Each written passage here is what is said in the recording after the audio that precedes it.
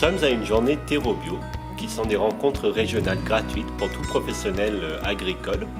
Et ce sont des sujets qui traitent de diverses filières et sujets technico-économiques. En Aveyron, les journées Terreau Bio sont organisées par la PABA.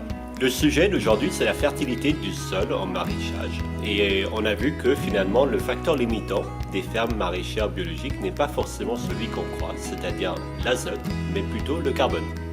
Après une matinée en salle avec Konrad Schreiber qui nous a exposé plusieurs éléments théoriques, on a vu ce que ça pouvait donner en pratique sur la ferme de Second, en présence d'Oriane Assali, à Saint-Salvador. Bonjour, je m'appelle Konrad Schreiber et je suis un agriculteur formateur. Donc je suis un développeur en agriculture, on va dire agronome des sols vivants. Et ça consiste en quoi? Ça consiste en fait à mettre de la biologie partout, notamment dans les sols, parce que le sol c'est une espèce de grande maison où il y a énormément d'habitants dedans. La biodiversité elle est là-dedans en premier. Et quand les habitants du sol fonctionnent bien, eh bien, ils font pousser les plantes toutes seules. Et ce projet-là, je le développe depuis plus de 15 ans dans un projet qui s'appelle Maraîchage sur sol vivant, vers de terre production, à la vache heureuse, à la belle vigne. Et je participe à végétaliser la terre globalement. Donc on fait la chasse au sol nu.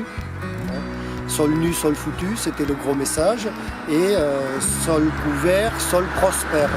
Aujourd'hui, les maraîchers, notamment en AMAP, ils ont la possibilité en agriculture biologique de produire des quantités phénoménales de légumes. On a des rendements conventionnels quand on nourrit le sol avec uniquement de la paille. Et ce projet, il se développe dans toute la France. C'est le projet qui est demandé par les jeunes parce qu'ils voient ça, etc. Et donc il y a une énorme demande sur la formation fondamentale.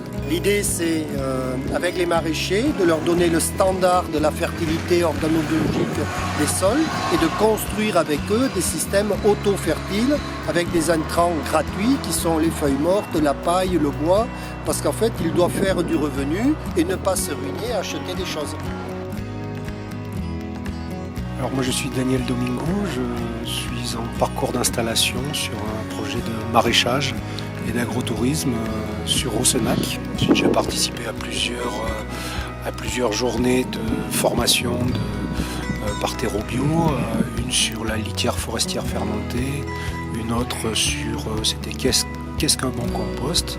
Voilà, c'est des domaines qui sont très importants si on veut travailler en agriculture, c'est de comprendre comment fonctionne un sol, comment il devient fertile, comment il peut garder cette fertilité surtout sur les années, voire en gagner avec le temps. Je suis venu perfectionner sur cet aspect.